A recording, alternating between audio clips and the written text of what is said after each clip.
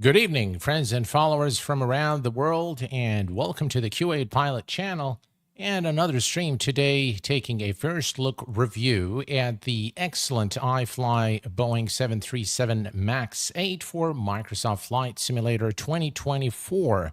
Want to welcome all the guys in chat. I hope you are all well. Rand, Cooley, Dougal, McTavish, welcome aboard.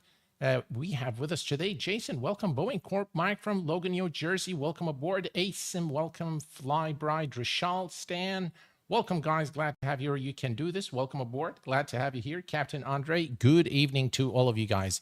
So this aircraft has been around for a while for Microsoft Flight Sim 2020. I did not purchase the aircraft because when it was made available, I had already removed Microsoft Flight 2020, and I was very, very happy to see that it has received the compatibility update for Microsoft Flight Sim 2024.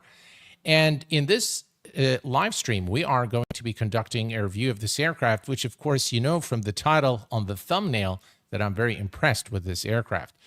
And we're going to be taking a look at all the features. We're going to be taking a look at the modeling, which I think is absolutely fantastic. Look at the nose gear here. Very, very nice texturing, and the overall 3D modeling is simply exquisite on this iFly 737. Now, iFly hasn't really developed that many aircraft, and they've had this aircraft, the MAX 8, for P3D. I did purchase the aircraft for P3D, and quite frankly, I wasn't very happy with it then. They had also the 737, I believe the NG for P3D, which I've also purchased back then, and I wasn't pleased with it. So I was a little bit skeptical when they announced this aircraft for Microsoft Flight Sim, but I was really, really impressed. And I was really surprised that they have come such a long way in developing such a high fidelity representation of the MAX 8. This is right off the bat, guys, one of the best add-ons that you can buy. And yes, in my opinion, it is better than, in terms of the quality, is better than PMDG. That's my honest opinion. If not exactly at par with PMDG, it's slightly better. I love the sounds on this aircraft. The texturing is really of the highest order, and they really spared no effort in really putting every little detail to make this aircraft an authentic representation. Look at this. Look at the details there. It's got failures. It's got EFB, great sounds. Just everything has been really developed to impress the flight sim community with something that is very high fidelity, something that is very complex, very advanced, and definitely is one of my favorite aircraft to hand fly, probably even more so than the 727. This aircraft flies really, really well. It's a joy to hand fly, and we're going to be taking a look at that, of course, throughout the course of our live stream today. So before we jump into the cockpit and take a look at the rest of the aircraft, let me brief you on our flight today. Today we are flying a real-world United 1237 service from Minneapolis, St. Paul International to Chicago O'Hare International in the United States. We are going to be departing today runway 30 left. We're going to be cruising at 31,000 feet and with an approximate flight time of about 40 minutes or so, arriving later into Chicago O'Hare runway 27 Charlie or C through the Fiat 7 arrival. So without further ado, let's hop into the beautiful cockpit of the 737 MAX 8 and just look at the beautiful texturing here. Let me fix this. The texturing is really of the highest order. I really, really like the texture work on this aircraft. I think they've done a really good job. As you can see here, the panel work, and if you zoom in, again, you'll get more appreciation for the details on the panels here. As you can see here, look at the guard switch there for the battery. Again, you can see the little details there.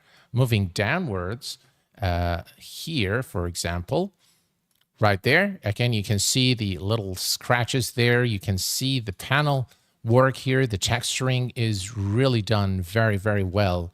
And I really, really like the work that they've done on this aircraft.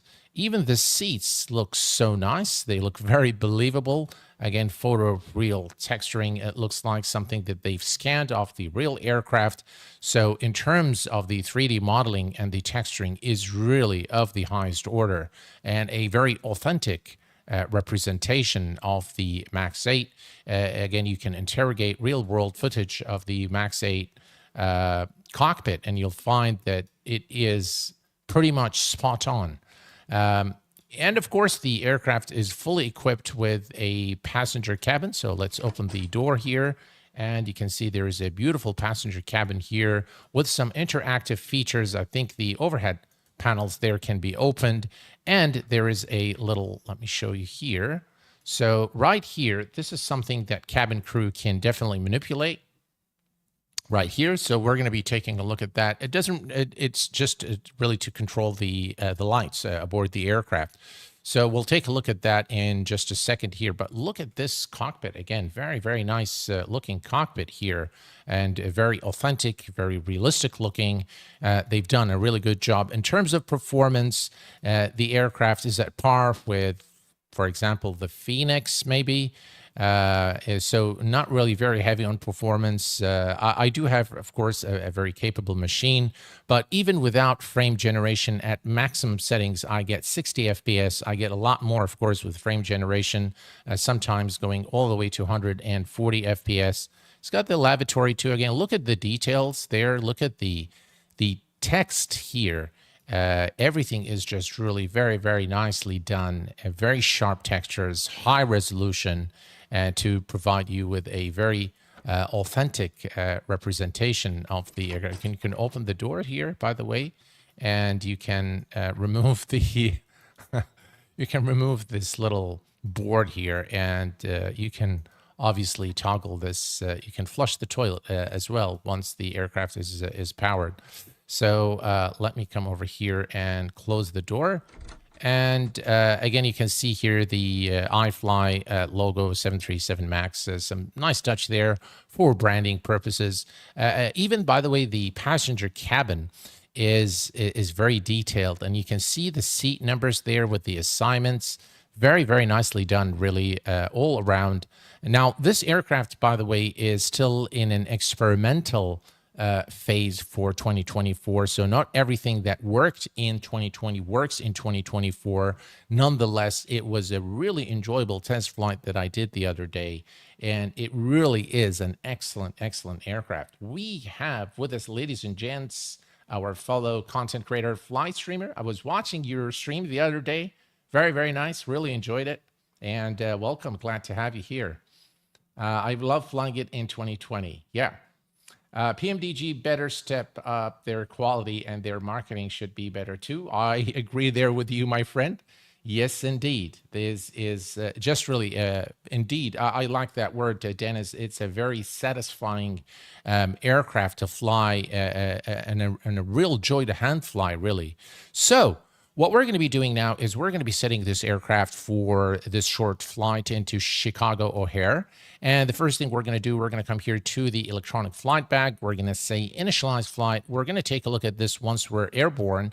And there's a lot of things that you can do here. First, we're going to go to the system page, go to the sim menu, and select ground support. We are going to connect the electrical or the GPU. And we're going to say set. The chocks are already removed here. So now we're going to go back. And next we're going to go to, let's see. We want to go back to the menu here. And I want to go to performance and load. Now in weight and balance, we're going to read the MSFS data. So this is going to read whatever is in the actual aircraft. SimBrief integration is still not working to load it into the EFB, but that's okay. We have our SimBrief planned here with our Navigraph charts.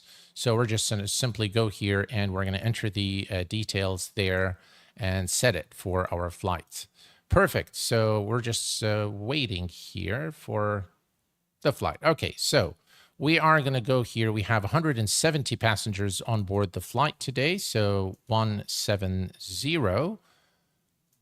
And then we're going to go to the cargo. And for the cargo, if you look here, we have 9.4.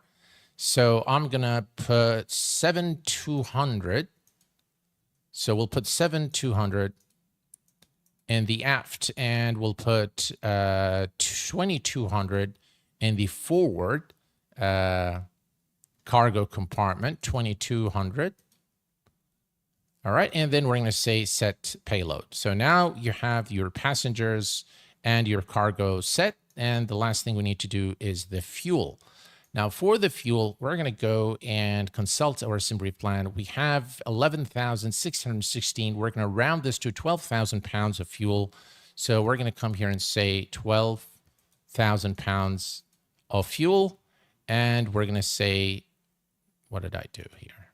All right, so we're going to go back to the fuel, 12,000, and we're going to say set fuel. And now everything is set, and we have now our zero fuel weight here, which is 155,170.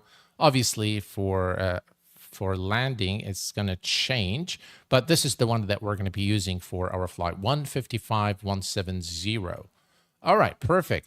Now that we have this out of the way and the aircraft is loaded, we are going to bring the, we're going to establish electrical power to the aircraft. So first thing first is battery switch on, and then we're going to connect the ground power. The sounds are seriously exceptional on this aircraft, both the cockpit ambient sounds and the engine sounds.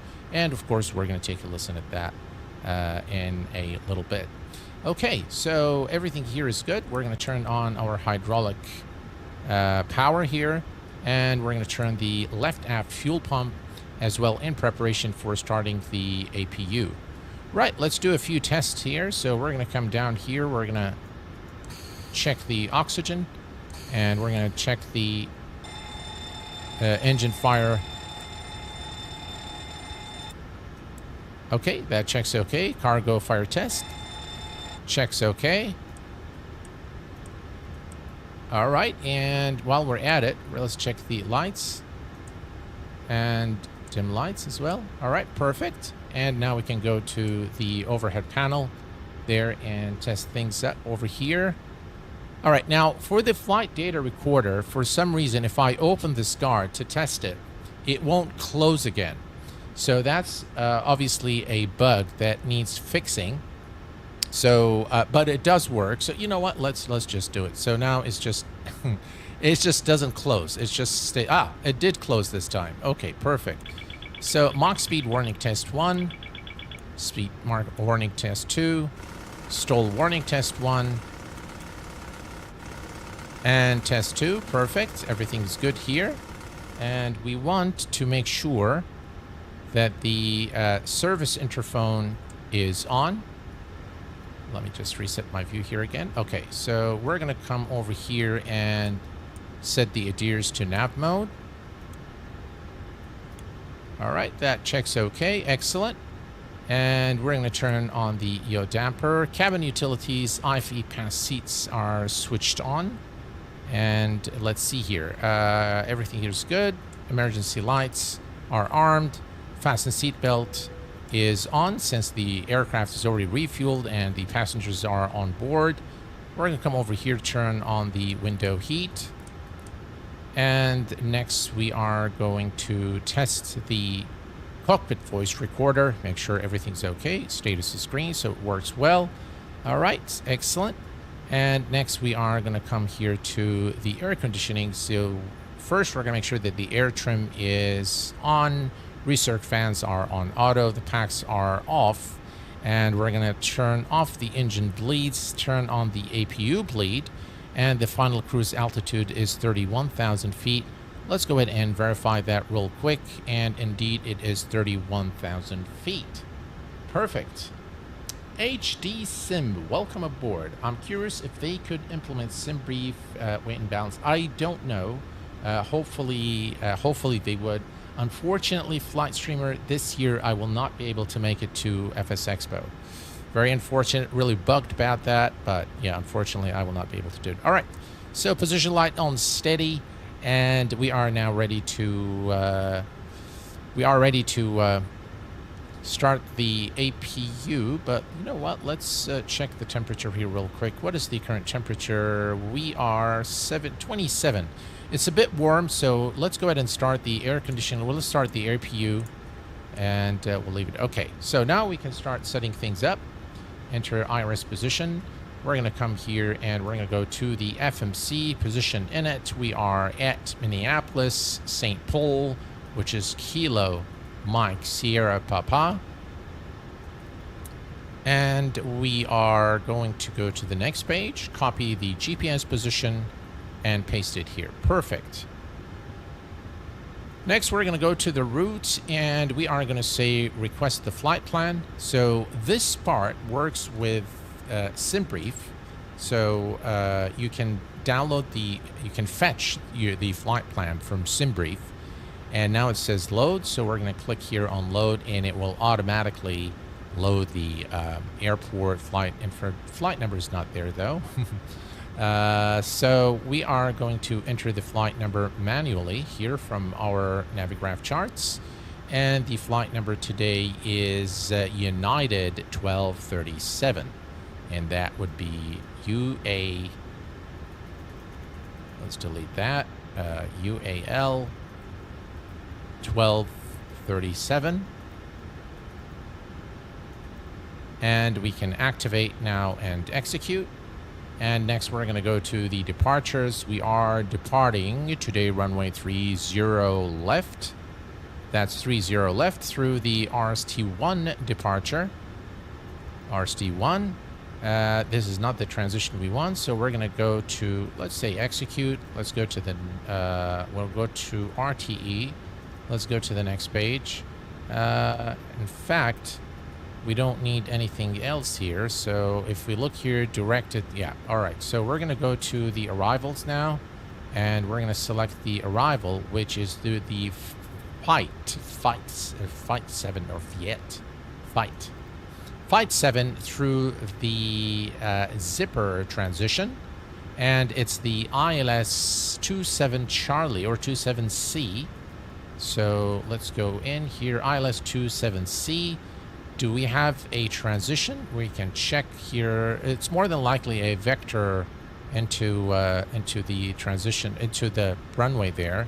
So let's take a quick look here. 27C, that's the one. And if we look, what happened to 27C? All right, let's remove it, bring it back. All right, so here, it is the Vogler transition. So it takes us all the way there to the back. So let's select that. It will avoid the discontinuity.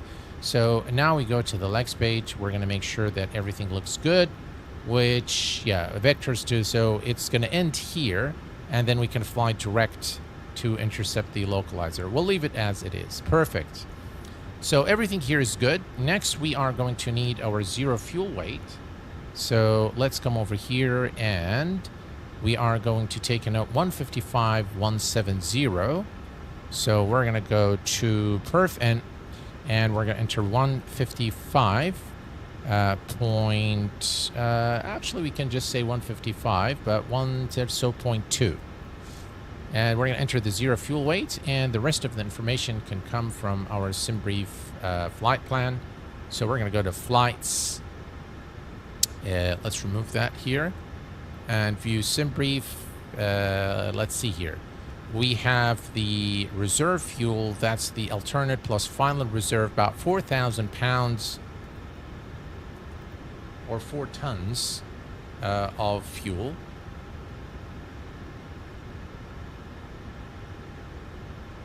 Okay, perfect. And the cruise wind today is 218.40, 218 and 40. ESA deviation, so we have 11. We entered that here, and we have everything set up. All right, I think we can now just come over here and turn on the APU bleed. Make sure the air conditioning is running. And let's see, we're going to put this pack on so that people get conditioned air in the back. Okay, so perfect. Everything here is good. And now we can go back and complete the setup. Perfect. We're going to go to the N1 limit, and we're going to derate our takeoff today. So we're going to select takeoff derate, so 94 to 96, yeah, so 10% derate. And we're going to make sure this is on auto brake. Takeoff, we're going to select flaps 5 for departure.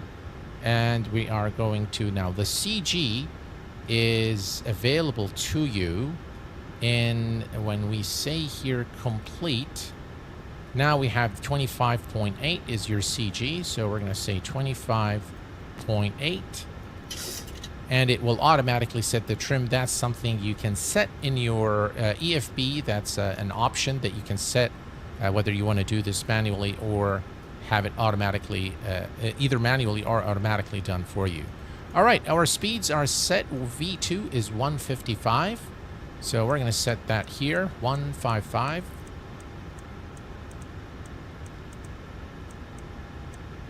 Come on. 155 is set. We're going to turn on the flight directors on both sides, and we're going to set our altitude to 31,000 feet, which is our final cruise altitude today for the flight. 31,000 feet is set. Perfect. And everything else here is good. We can set our altimeter to 982, and everything here is set up. Let's go to the other FMC unit. We'll put this on VNAV. And this is all our climb speed and all the information there. And we can turn on VSD. That's for the vertical profile, vertical and horizontal profiles of our climb and descent. Mr. Valero, welcome aboard. This plane is phenomenal. Yes, sir, it is. Why do Boeings look so clunky compared to Airbus? The new ones still look old-fashioned and clunky with LCD screens stuck to them. Yeah. All right, so all is good here, and let's see, we can cancel the master caution, and we can now turn on our fuel pumps there, and we are ready to go, folks. So by the way, this scenery of Minneapolis is that of Flight Beam Studios, a really very nice rendition of the airport, very easy on performance, and the price isn't that crazy either. So yeah, highly recommended airport if you like flying in this part of the world. Then definitely Minneapolis St. Paul is one that I recommend for MSFS. Right. So, folks, everything is ready to go, and let's see here. Make sure everything's good. Everything's good here. Everything's good here, and you can, by the way, remove the EFB by clicking on this screw here. So, if you click here, it goes away. If you click here again, it will bring. You can do the calculation here if you want as well, but we're just not going to bother with that. So, we're going to remove that here, and we are now ready to go. So we are going to come over here and turn on the beacon lights. So anti-collision lights are on. And now we can request the push and start. So we're going to go to GSX, prepare pushback, Sun Country Air. Now we'll use Delta. All right. So now things are in progress. We need to remove the ground power units. So we're going to go to the menu here. We're going to go to the system page, go to ground support, and remove that. We are ready disconnect for pushback. and set, and done. Right. So now if you go back, you'll see that the ground power unit is gone, and we have the APU running right now, and everything is in tip-top shape. Perfect. 737-777 says, or newer, don't look clunky. They don't. I don't think that they do. Completed. Bypass pin inserted. Cubbing Demon, welcome aboard. All right. So all's good. Guys, look at the details on the texturing here. It just looks so nice. Very nice indeed. Overall, the texturing on this aircraft is just phenomenal. Very nicely done by iFly.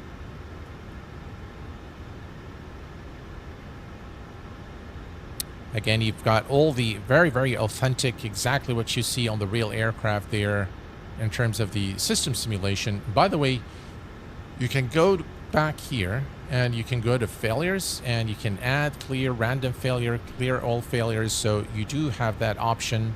The circuit breakers aren't modeled on this aircraft though.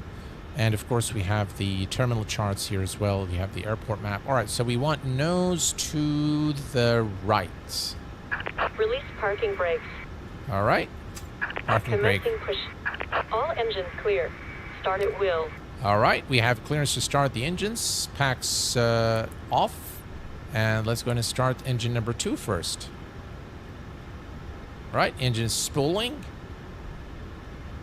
All right, spooling up. And we'll wait for about 20% N2. All right, it says motoring. All right, that's 20%. And we're going to bring fuel. And we're going to switch to the outside view so we can enjoy the beautiful engine sounds.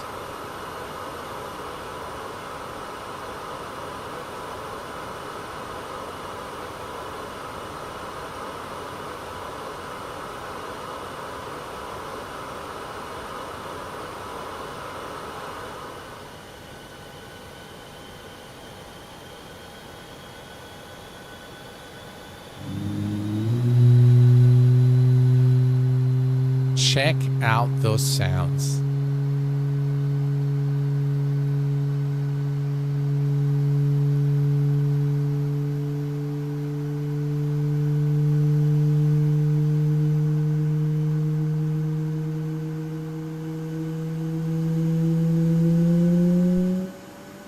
Very, very nice.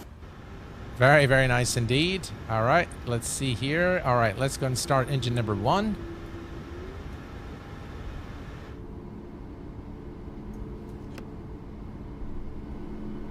Let's remove the sunshades there so we can see the engines. And by the way, you can also set the sunshades there if you want to set them to automatic. Set parking brake. They might close or open, but look at the wing flex. Very, very cool indeed.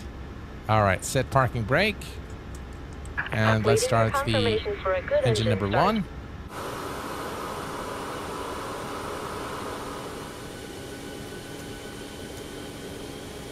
Cockpit to ground. We have a good engine start. You can disconnect. Unlocking gear. Those engine sounds are just phenomenal. Very, very nice indeed. Very nice livery as well of United.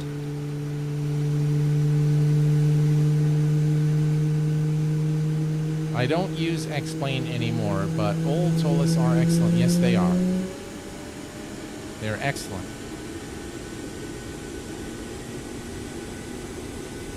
Does sound very, very nice. Look at those engines, guys. Very nice indeed. The texturing is really of the highest order on this aircraft. And by the way, it does also have a very nice heads-up display. So if you go to system page and left is clear, right is clear. Let me see here. Let's go back. All right. So I think if you go, no, let's go back. System menu, panel style, I believe, and multifunction display, runway awareness system, other systems, and there you have enable HUD here. Again, you have the ice detection probe, so there's a lot of different features that you can set up for the aircraft. But if we say enable HUD and say set, now we will have a heads-up display there that we can use. I suppose that this particular United aircraft does not have the HUD, and so it is pair aircraft, but you can definitely have it there. And obviously we can, wasn't sure, no, that's not it. Yeah, you can change the intensity, and then if you click here, you can toggle the heads-up display on and off. So I don't normally like heads-up displays, so I don't use it. You can also enable the lavatory smoke light, club thrust mode in cruise, high altitude landing. This is, by the way, there is a button on Airbus aircraft for this, and this is when you are doing a landing that has an elevation above 10,000 feet, you need to use that. Otherwise, the ground proximity warning will go off. So let me remove that here. And there's another thing that I want to show you here before we start taxiing, is if you go back here to the back of the aircraft and we go here and click, now you have the control over the lighting. So here we are taking takeoff and landing, and it will set the lighting inside the aircraft for takeoff and landing. You can see the lights already here. So again, a very nice and very welcome addition for those of you who like passenger cabins. You've got it there for you. So let's come over here and close the door, and we are now ready to go. So we are first going to put the gens on and the engine start switches to continuous, packs on auto, isolation valve auto, engine bleeds on, APU bleed is off. We're going to turn on the probe heats, and we are going to turn off the APU. Taxi lights can come on, and we're going to set flaps 5 for departure. Okay.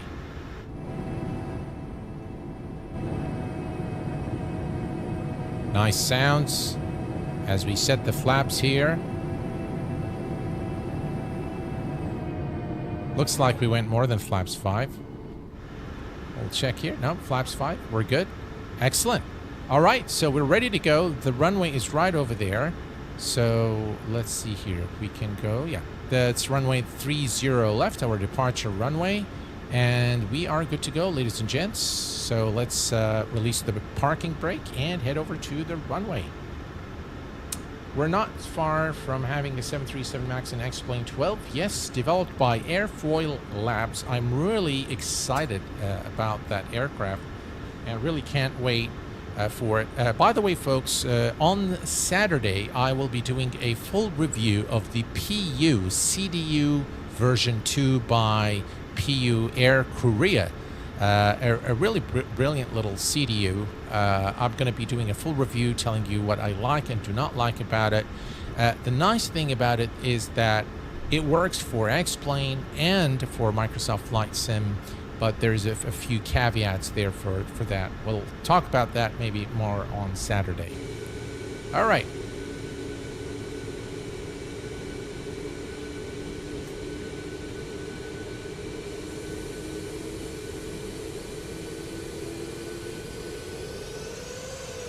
Check out those sounds.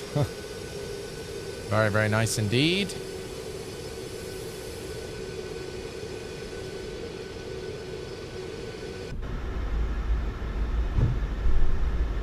You've got also some really nice rattle sounds as you taxi. Overall, for $70, I'll tell you, I was very pleased with this purchase. And we're going to put the weather here on my side, and we'll put the terrain on the first officer's side, and we'll come down here, set the TA there. We can actually test that. All right, so that's good. And we can test the TCAS,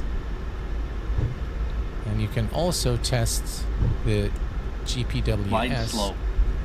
Pull up. There we go. Wind shear. Wind shear. Wind shear. Terrain. Terrain. Pull up. Obstacle. Obstacle. Pull up. Sink rate. Pull up. Don't All right. sink. So we should low. have done this Terrain. earlier, but I Too just low. wanted to Gear. show you guys that Too it low. does work, Flaps. and you're able to test it. Glide slope. Bank angle. Bank angle. Approaching minimums. Minimums. 2,500. All right. Let's 1,000. landing 500. lights. 400. Runway turn off lights. 300. Taxi lights can go 200. off. 100. Auto throttle is 50. armed. 40. And 20. the 10. toga button is located right here. Wind shear. Wind shear. Wind shear. Too low. Terrain. Caution. Terrain. Caution. Terrain. Terrain. Terrain. Pull up. Caution. Obstacle. Caution, obstacle, obstacle, obstacle. Pull up. All right. It's done with its warning test here. So we are ready to go now. Wow. Just really a beautiful looking aircraft here.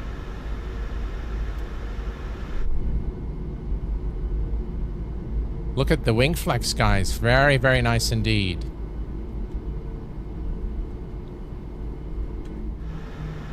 All right, let's line up.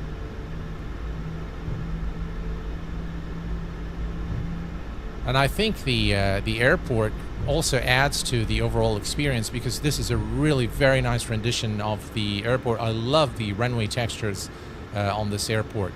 All right, folks, we are ready to go. So we're going to give it just a little bit power here.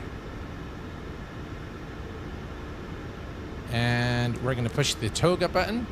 And there we go.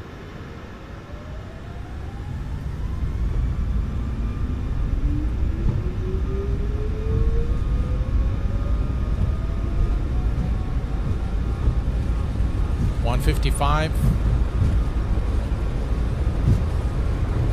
is V2. V1 V rotate is 145. V1 and rotate. Positive rate of climb. Gears going up.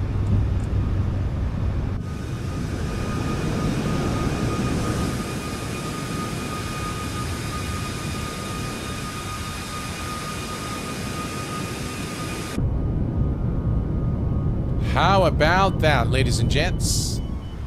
Very, very nice indeed. All right. We are going to go to the legs page and we'll select 1,000. that. There we go.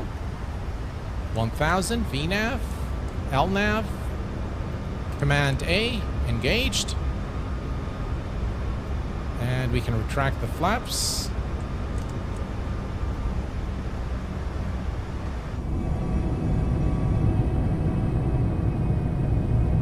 And here is a beautiful wing view here over Minneapolis International.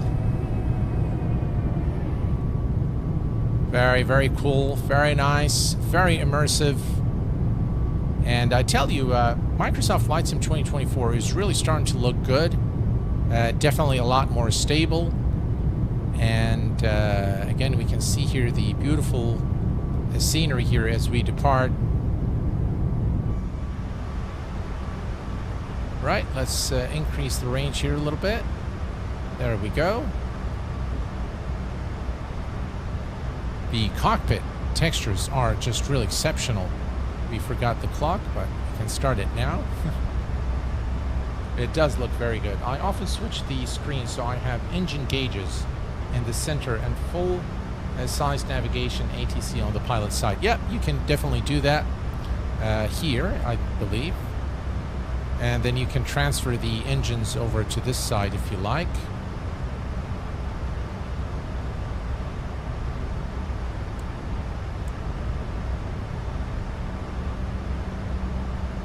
There you go.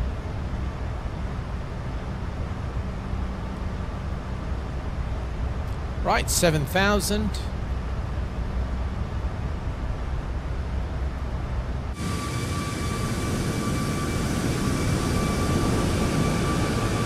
Very, very nice.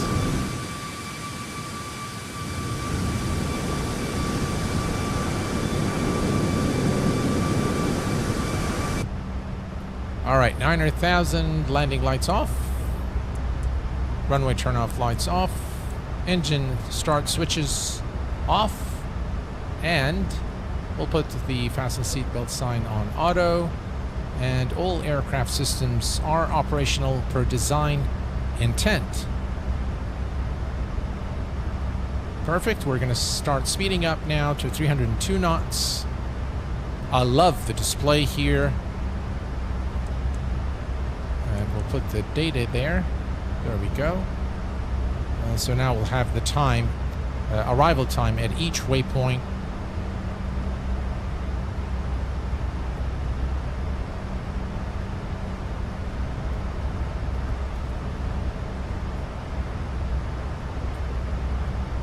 Can, by the way, go to the airport map.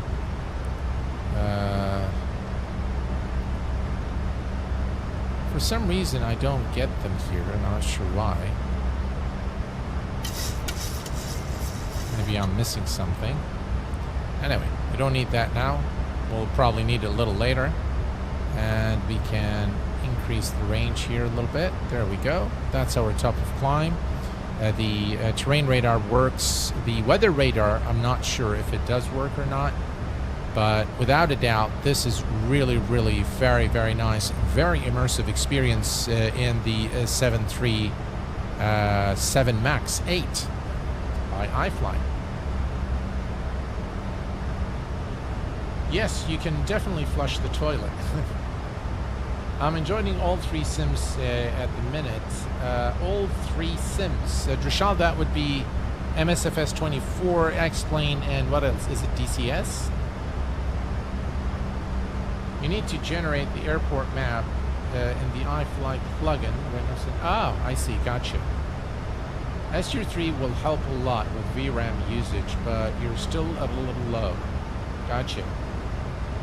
2020 and 2024. Yeah, 2020 is off my machine, and it has been for quite some time now. But this is, I mean, I'm really enjoying 2024 now with the 727 from Flight Sim Studios, the FS Labs A321, the A320 from Phoenix Simulations. There is definitely a lot of very, very enjoyable and very high fidelity aircraft. Recently, the PMDG 777-300ER has been made available, and if you own it for 2020, it's a free upgrade to 2024. You'll just find it in your new PMDG OC3 control center, and you can just simply download it there, and it'll be available in your hangar. So yeah, definitely lots of aircraft to enjoy, and this is becoming really one of my favorite. All right, so let's go ahead and set the altimeter to standard. And all right, standard there and standard here. Perfect. I do miss the PMDG 737. I'm not a fan of the Zebo. Well, I'll tell you, if you are flying in 2024, this aircraft, the iFly 737, will definitely assuage your thirst for a Boeing 737. So definitely an aircraft that is excellent in all aspects of simulation, whether it's the 3D model, the texturing, the sounds, the fidelity and the depth of the systems. Really an aircraft that, in my view, is well worth the price. Very easy to install. Just all around an excellent add-on for Microsoft Flight Sim. It will be very interesting to see how it compares to the MAX 8 that is currently in progress by Airfoil Labs. This aircraft, by the way, definitely by a long margin is better than the default MAX 8 by Asobo. I mean, I wouldn't even attempt the MAX 8 by Asobo. I have the iFly 737, flying it right now. Love it. Yep, it's excellent. Tiger the pilot, how are you? Is it worth getting 24? I flew X-Plane since version 10. I'm interested in the 727, but afraid of the supposed lack. Let's press again, 24. Well, I will tell you, Tiger the pilot, the 727 by Flight Sim Studio is an excellent aircraft to hand fly in the sim. It's really, really a very well developed aircraft and a lot of fun to fly. So don't get 2024 though just for that one aircraft. If generally you feel more comfortable with X-Plane, then I think you should stick to that. But 2024 or Microsoft, the Microsoft franchise in general, definitely has a lot of very, very high fidelity aircraft. And so it is definitely a platform that I personally enjoy quite a bit. I just was really taken back by all the issues in 2024, and really Microsoft and Asobo not living up to the promises that they've made to the flight sim community, as far as, you know, that this is going to be the best in terms of flight model, the physics, and the backward compatibility. All of these promises were broken, and it was a catastrophic release of 2024. So things are definitely subsiding now. Things are looking better, and there is a lot of potential for 2024 now. So I'm quite happy with where it is, and hopefully we'll have Sim Update 3 that addresses a lot of the issues. Is 2024 more friendly to computer hardware in terms of performance? At least on my machine, it is, yes. So I've had considerably better performance in 2024 as opposed to 2020. So yeah, I've always been a Boeing guy, but recently, guys, I think Boeing has some serious issues to consider. I think there has been numerous accidents with Boeing aircrafts. The most recent was the 787 Air India flight. And then we've got, the MAX 8 with its infamous incidents as well. There has been also several incidents with 777s for Emirates and other airlines. So, and there has been a lot of very disturbing news coming from whistleblowers as far as the Boeing company. Now, I've always had the highest respect for Boeing and for Airbus for that matter. I just have a lot of respect for aircraft manufacturers in general, and I think that they employ some of the most intelligent people in the world, and they make very very massive. I think every aircraft in its own right is a masterpiece, and it takes a very long time to build them. But I think Boeing has been cutting some corners lately as far as quality assurance is concerned. The interesting thing is when there was a whistleblower that spoke about the 787 MAX 8, and that person has very mysteriously died. Now, I don't believe in conspiracy theories whatsoever, guys, but I found it to be extremely strange that after this guy came out with information, he was just mysteriously, he mysteriously died. So, yeah, I am starting to. I would say that the right word is I'm starting to lose a little bit of confidence in Boeing as a company based on everything that we've seen and everything that we know. There is a very nice documentary on Netflix as well. I think it's called The Boeing something. So, greetings from rainy and moody Vancouver. Hey, how are you doing, my friend? Welcome. Hello, Paul. What advice would you give to someone who has MSFS 2020 dialed in nicely and wants to move over to 2024? Well, that is a very good question, and I don't have any specific advice, but what I can tell you is that be prepared for some things not working exactly as you want them to. There is, again, some learning to do as far as the new menus and how to set things up the way you like. There is, of course, a legacy option that you can select so that you don't, so that it's not completely strange to you. But I've been wanting to do a settings guide for Microsoft Flight Sim 2024, and I've been putting it off time and again because all of the issues that it had. I think it has been fairly stable, and maybe it's time for me to do that video for you guys. And since I think 2020, I think I've made some changes where I've simplified my settings in the NVIDIA control panel. And by the way, I'm not on the latest NVIDIA driver because the latest NVIDIA driver causes some issues as far as frame generation is concerned. So I'm on the Sim Update 3 beta and it's working pretty good. Perfect. Is 12 GB a fair value to go for? 12 GB you mean for VRAM? Yes, it should be fine. Norway stand. Yeah, that's something I definitely have planned. I just quite honestly didn't have enough time to... Alright, let's move this here and we can take a look down here at the FMC. Top of descent is 118 nautical miles. Look at those beautiful clouds though. Wow. Look at that, guys. Yeah. That looks pretty nice.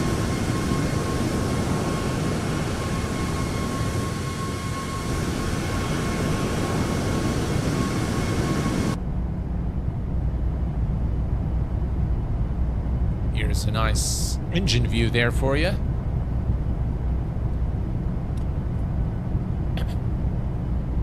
QA pilot, do you like the A350 from any builds? I have mixed feelings on that aircraft. For one, it is very resource hungry, so it requires a very powerful. Even with my beast of a machine, I sometimes get like freezes and stutters and things like that. But what I really am taken back by is how the aircraft flies in Microsoft Flight 2024. Apparently, it flies very well in 2020, the handling of it, but in 2024, it does not fly very well. And that could be, by the way, 2024, something to do with the flight model in 2024. But I am starting to notice now that, for example, the Flight Sim Studio 727 and this Max 8 by iFly are just a joy to hand fly. They have the feel of a real aircraft. The Any Builds aircraft feels, I don't know, very strange. And I know there are real world pilots that have spoken about this, that the flight model or the way it flies in the sim isn't very accurate. It's just too touchy. So yeah, I'm okay with it. I mean, it's definitely a high fidelity aircraft. The depth of system simulation is amazing on the Anybuilds A350. But yeah, very, very resource hungry. So definitely not for every machine, without a doubt.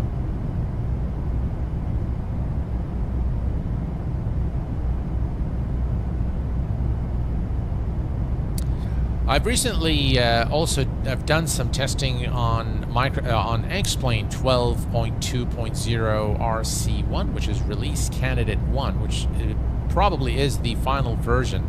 And Laminar, of course, confirms that they will continue to bring updates to the weather engine, which is, of course, something that we in the flight sim community welcome very much. And it is looking amazing, both in terms of performance and in terms of the visual fidelity. X-Plane is really becoming a very serious flight simulator. Very, very serious. How about PMDG to fly? The PMDG, I've tried the 777-200, and it flies really well. So I do like it. I do like to hand fly that aircraft. It's a bit touchy on takeoffs, though. But other than that, I think it flies okay. Some weird things during landings, but overall it's pretty good. Yeah. I have a VATSIM long haul coming up soon in the Any A350. Let's see how that goes. Good luck with that, Dougal. Yeah. All right, here we go, and it looks like the conditions will be marginal VFR at our destination in Chicago O'Hare. So with that, let's right, 19 nautical miles to top of descent. So I love those short flights. All right, so let's come over here and set things up for the arrival. So 111.9 is what we need. So let's set the mode to ILS, and then 111.9, 111.9, and we'll set that as the active frequency. And then we'll do the same thing here. We're going to change this. I like the fact that it supports GLS as well. So again, we'll put 111.9 and set it as the active frequency.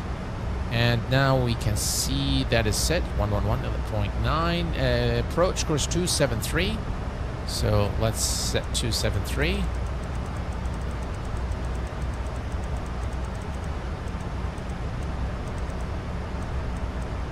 All right, that's 273, and we'll set 273 on the first officer's side.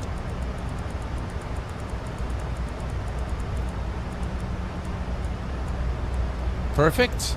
That is set, and for the flaps, we're going to do flaps 30 and 155. There we go. And everything is set there. All right. And if we look here, 79 nautical miles. Looks like it's going to be... let's check our weather here real quick. Let's take a look.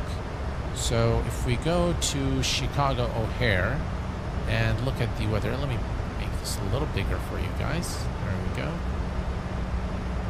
You can see marginal VFR conditions. So we have broken clouds 2800, 3600, overcast at 16, light rain, ceiling 2800. Nice. So we're going to have some rain. It's going to be fun. It's always nice to land in wet weather. So, yeah. All right. So what we'll do now is we're going to come here. Our final... All right. So the arrival runway is 27C. So let's go to the fix. We're going to put 27 on. We're going to put RW27C, and then we're going to create a couple of rings. One is at 20 nautical miles, and the other one is at 10 nautical miles. Let's see, 10 nautical miles, and we'll add that there. And now, if we go to the plan, you can see that there. There we go. So now we have our two rings here. This is again for situational awareness. And after we arrive at the very end, we're going to do vectors to final for the 27 Charlie there. So, all right, things are good. Let's switch back to map. We can, by the way, remove this here. You can have a much clearer view here. Put FPV. Okay. So all is good here. And look at this, guys. Wow. This is very, very immersive. Looking very nice. Clouds are nice.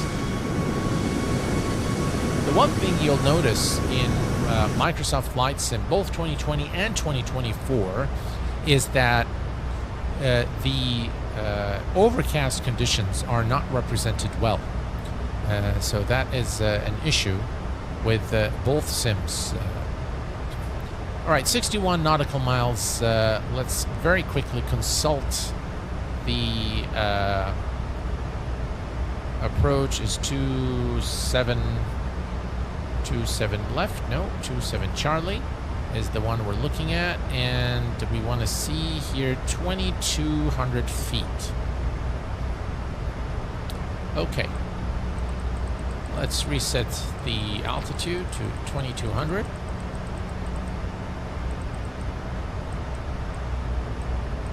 .200 is set, and we're all ready now for our descent in approximately 55 nautical miles. Perfect. We can go here, and we can set this up to cruise. Did anything change? I don't think so. Let's try... there we go. Let's see if that changes anything. It looks like it did. Probably no. Yeah, it did. It added some stuff there. All right, so nice, very nice business seats there as well. Yeah, I think they've done a really good job with the passenger cabin.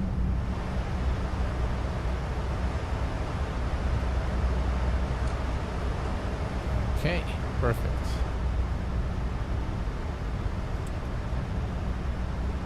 Right, flight deck door is locked. And we're good. Perfect.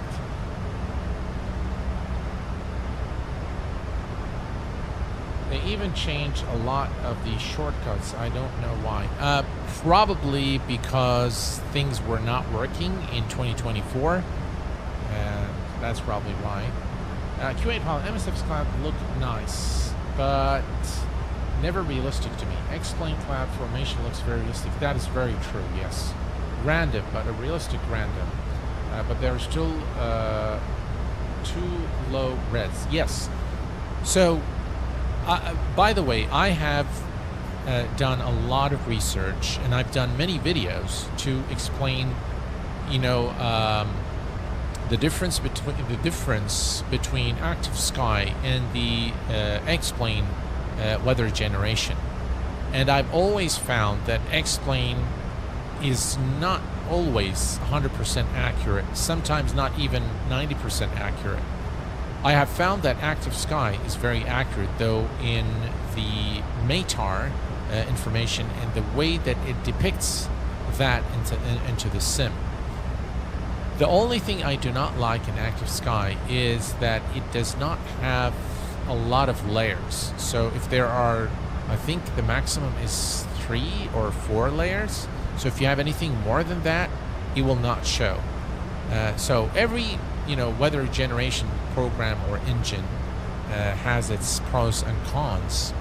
But in Microsoft Flight Sim, the clouds look nice. They don't look accurate in my view. So you'll always have the variation is very minimal in Microsoft Flight Sim. The clouds almost always look the same. It's the same combination of clouds. And clouds do not look like that in real life. So, and then the cirrus clouds are non-existent in Microsoft Flight Sim. So, yeah, definitely some, you know, some things to think about for Asobo and Microsoft.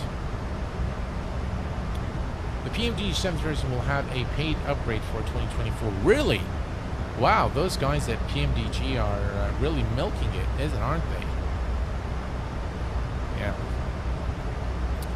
Yeah, well, you know, at least there is some competition now with this 737 by iFly.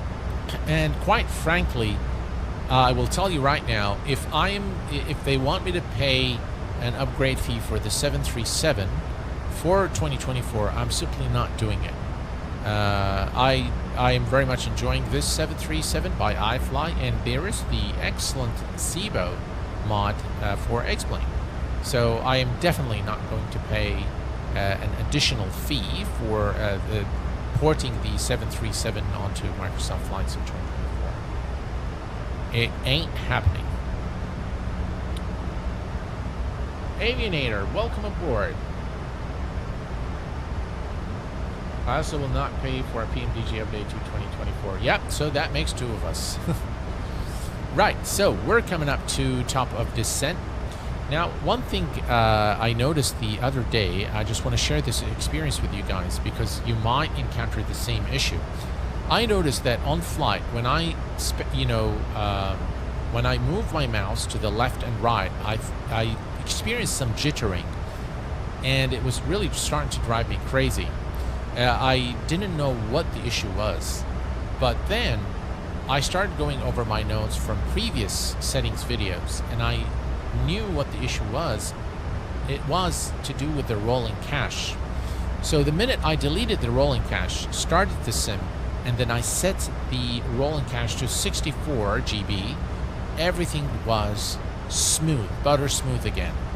And of course I cleared the NVIDIA shader cache as well. So when sometimes you get the a jittery experience, all of a sudden something you can't explain, you haven't really installed anything, and the sim is all of a sudden just acting weird and stuttery and not very smooth, it is more than likely the shader cache and your rolling cache. So delete both. And what I've done, let me show you what I've done. I've changed the location of my shader cache, my rolling cache for MSFS, and I put it right here in, oops, no, that's not it, local cache. So I moved it into a separate folder, which is a folder that I've created, and it's right there. So every time I don't have to, go and navigate through the app data folder, whatever. I just come here, right click, delete it. I restart the sim and set the size to 64 GB. And I always recommend that you go in this fashion. You go either 16, 32, 64, 128, and so on. So 256 if you have that much. So that's the increments that you should do for your rolling cache.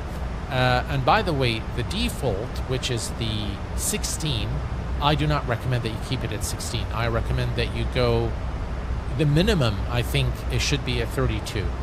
So don't leave your rolling cache at 16 in Microsoft Flight Sim 2024. Bump it up to 32 gigabyte. It will significantly improve your performance. Blessed powers of 2. Yes, sir. I have mine set to 64. Likewise, Dougal. Same here. Yes, keep the rolling cache. So this is actually an M.2 drive. We have now begun the descent, ladies and gents, towards Chicago O'Hare International Airport. And yes, I highly recommend that you actually install. So let me just show you that all my drives here. So all these drives are M.2 drives, all of them. Okay. Now, for anything that is storage and backup and things like that, I have an external drive that is a private cloud sitting in my home network that I put in all the, backup and restore stuff there. So everything's backed up there daily. But all of these are M.2.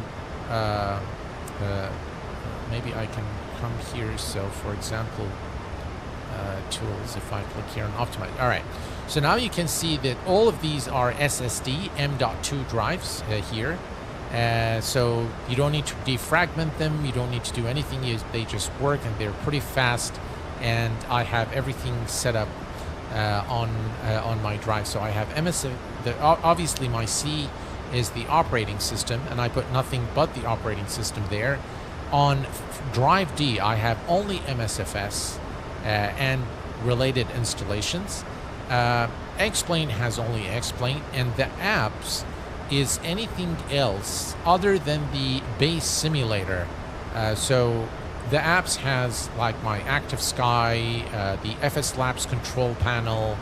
While things do get installed into my community folder, I make sure that all the other stuff is on this apps folder and nothing on the where the sim actually runs.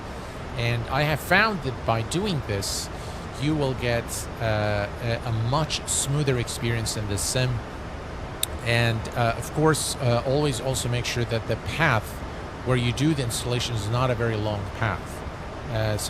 All of these things will help. Now, on modern machines, it probably won't help much in terms of performance, but it will help you in terms of navigating to the specified folders in order for you to make changes or tweaks or things like that. So I'm very happy with this setup, and I specifically made this setup this way so that each simulator runs on its own separate SSD drive. It's a little bit expensive, but I think in terms of performance, if I weigh the performance gains that I get, I think it's well worth it. All right, NVMe, yes, of course. All right, so we are at 23,000, and it looks like we're going to need some drag. Yep, it says drag required. So let's set the speed brake here and get the speed to decrease. I'm going to remove this here. Yeah, there we go. Yeah, so I think that's a little better. So we can see we have decel here. We need to, again, the weather isn't all that great, but this is looking very immersive, guys. Yeah, look at that. Wow. Look at those clouds. All right. So we are looking good here. Speed is good. All right, we can bring this back now. There we go. All right. All's good. Looks like it is raining, just like we saw in the METAR information. So there's definitely some light rain there. as we arrive into Chicago O'Hare. And everything else looking good. All right, so we're going to set our auto brake to 2. And everything else here is good. There we can see, again, the couple rings that we've created there. There we go. So that's the 20 nautical mile ring, and this is the 10 nautical mile ring, again, for situational awareness. Very, very useful. And yeah, we should be making it in no time. We've been flying for about, I think I started the clock 5 minutes after departure, so we are probably been flying for about 38 minutes or so. Are you using FS Realistic? No, sir. I'm not using FS Realistic. I have not installed FS Realistic for 2024. Your SD file system sounds a lot. My file organization as a software developer, I must have everything well organized.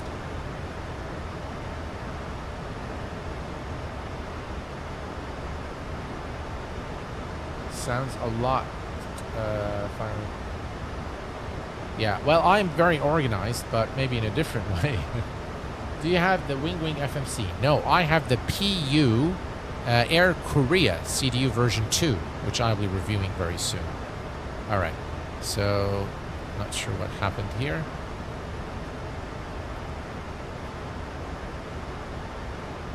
Was that like a bump in the air or something? Not sure. Let me...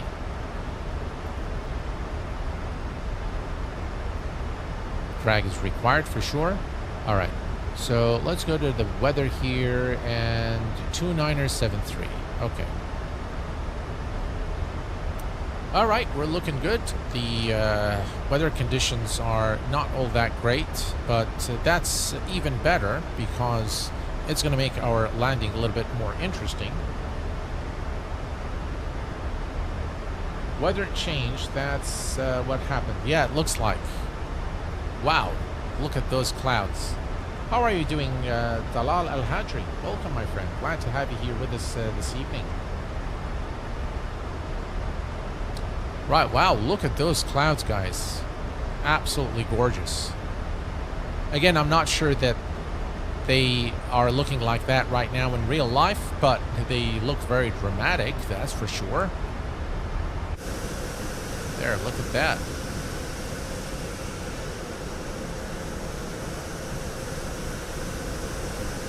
You can see the God rays there, or the shaft, ray shaft, or light shaft, whatever you call it. Wow, looks so nice. All right, let's. All right, so we're gonna set the altimeter. So let's see. 2977, that's close enough, and 2977. And we're going to come here and set this to, we need this in inches of mercury, and 2977, there we go.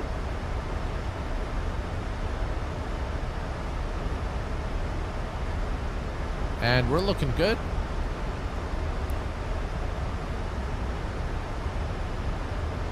The descent rate is a little bit more than what I would like. 2,500 feet per minute, I think, is reasonable.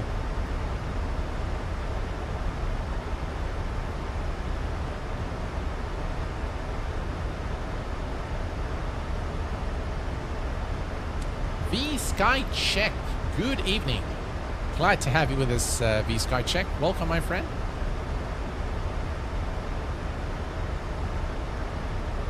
All right, we're looking good here, and again, here's decel, so we do want to be below 250 knots, below 10,000 feet, and this is a seriously very dramatic looking scene here as we make it through to Chicago O'Hare. Let's remove the, there you go, look at that. Wow, very nice indeed. Here's the beautiful wing view. We have got to record we have got to record this approach and landing.